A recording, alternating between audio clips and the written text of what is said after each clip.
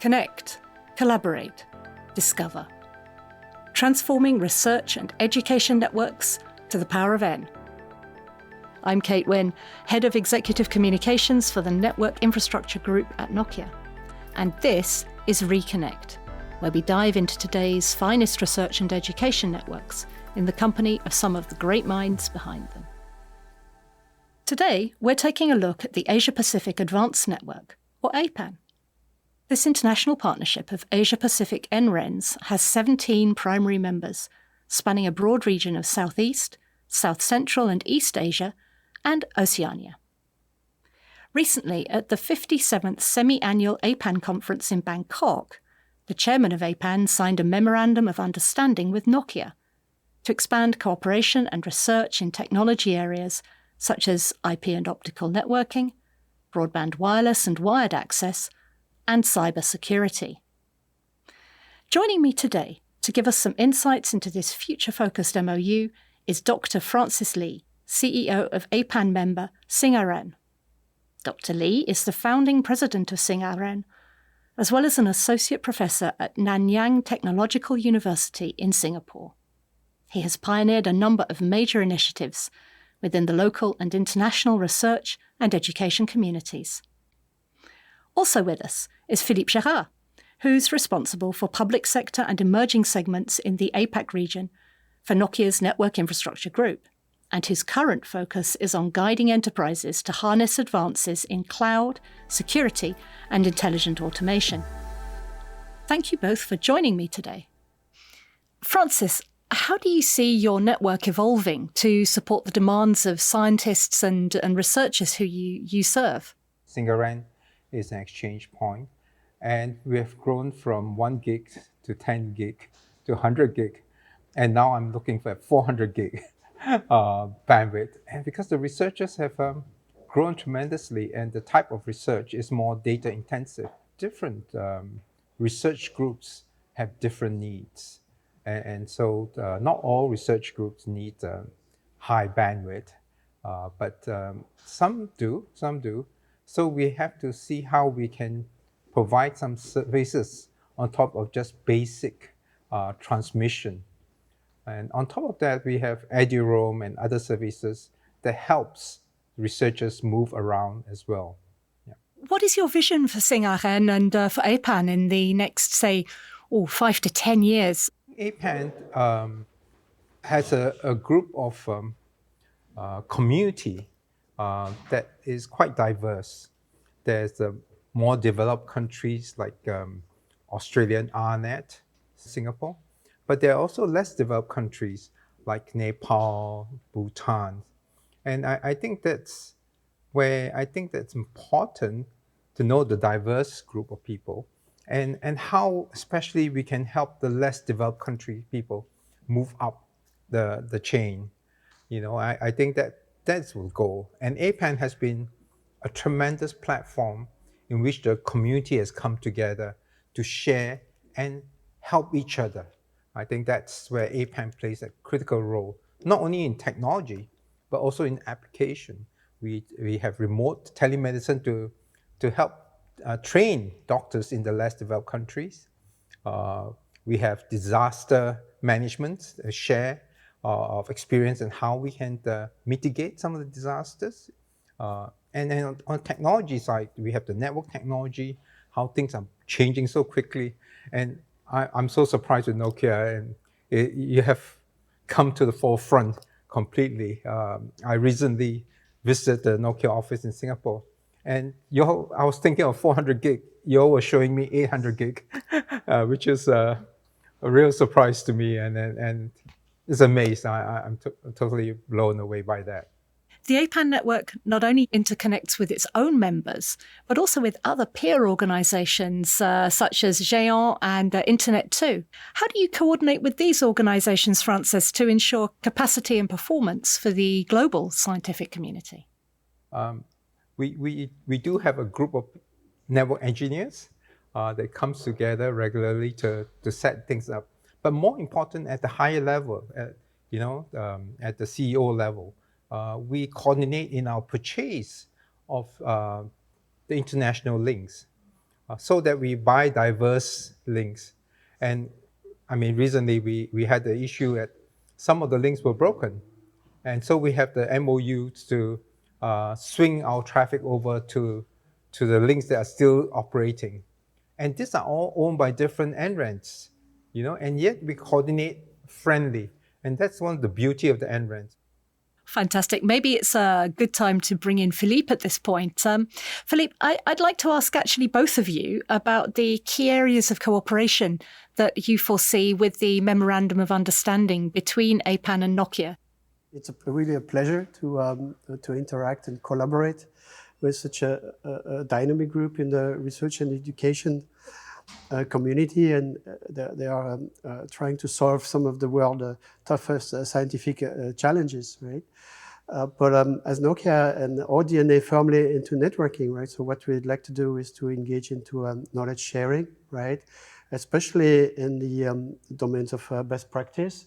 But we also would like to understand what are the use cases, right? Or the challenges that the researchers and the community has.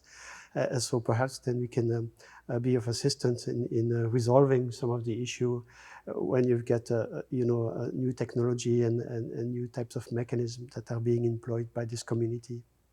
Yeah, it's not only just the technology, but the training. I think that's very, very important, especially for the less developed countries who doesn't have the opportunity to, to learn about such things. So I see this joint work not only in just the equipments and all those things, but the training, the capacity building of the members of APAN. Tell us about the unique NREN and backbone needs that APAN has, maybe in contrast to other NRENs you're working with elsewhere. Well, APAC, as Francis mentioned, is very diverse, right? I think what's unique is really this diversity. But what you have also is kind of a level of complexity, right? You've got each countries need to kind of pursue their roadmap and scientific goal and kind of upgrade or modernize their infrastructure, right? But each of those countries needs to interwork together. And also there is a need how to orchestrate the different NRENs network together. Yeah. And Nokia has an orchestrator.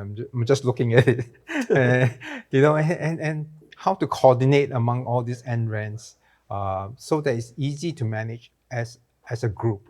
Yeah.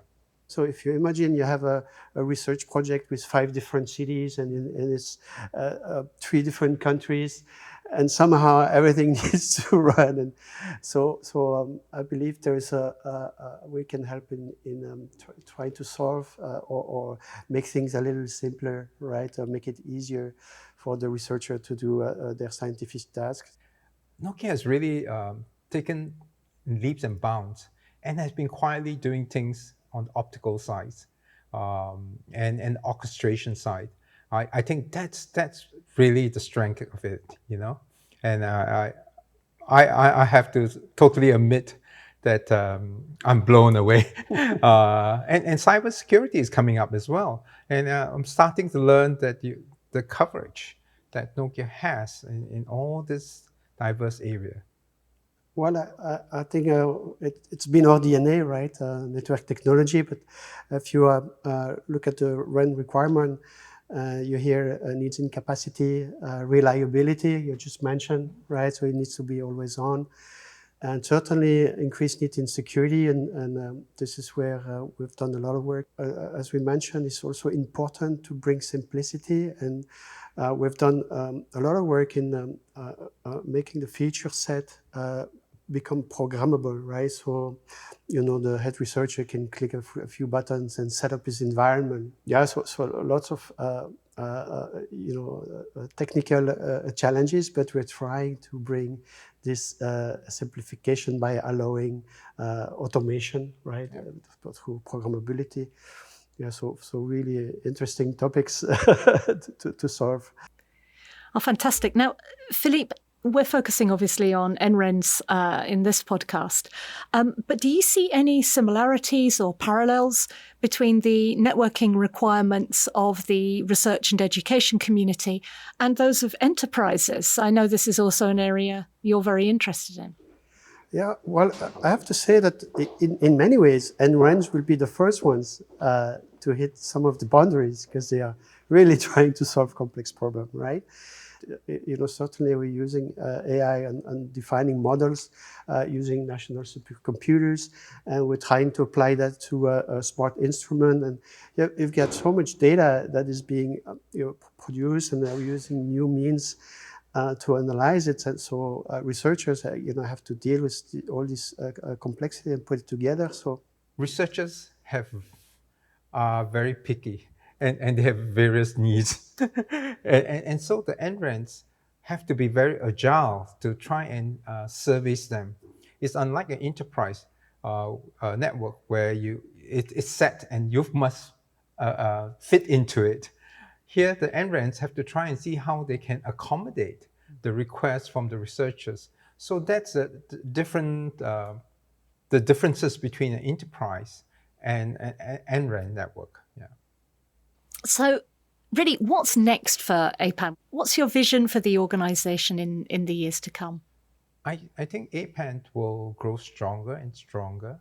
Nokia is our first partner in this, having a MOU together to work together for the whole community. And I see moving forward, there's greater interaction between the industries and the NRENs working together, because we are basically to serve the researchers, and there's a need for them.